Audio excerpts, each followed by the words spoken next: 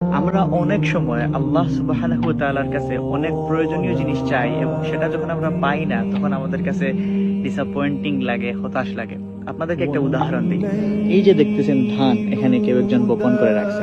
এখন মার্কেটে যদি হঠাৎ ধানের কেজির দাম বেড়ে যায়, অর্থাৎ ধরেন 1000 টাকা হয়ে গেল কেজি, তখন কি এই কৃষক এই ধান কেটে বাজারে নিয়ে বিক্রি করতে পারবে?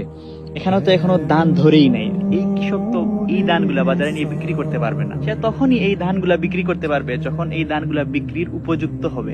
তাই কৃষকের ইচ্ছায় না, যখন ধান পাকবে তখনই সে সেটা বিক্রি করতে পারবে। ঠিক তেমনি আপনার যেই দোয়াগুলো কবুল হচ্ছে না, সেটা সেই দোয়া কবুলের রাইট টাইমটা এখনো আসে নাই। যখন রাইট টাইম আসবে আপনার দোয়া অবশ্যই কবুল হবে। আরো একটা উদাহরণ আপনাদেরকে দিই। বাচ্চারা অনেক বেশি চকলেট খাইতে মন চায় তাদের, তাই না?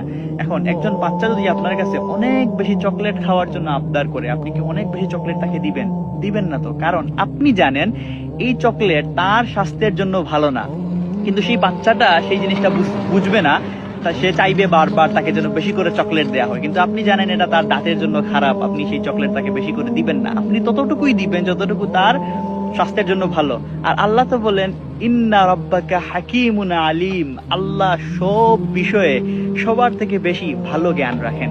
তাই আপনি ডিসঅ্যাপয়েন্ট হবেন না, কারণ আল্লাহ আপনার সকল দোয়া যেইভাবে কবুল করলে আপনি সব চাইতে বেশি উপকৃত হবেন, ওইভাবেই তিনি কবুল করবেন।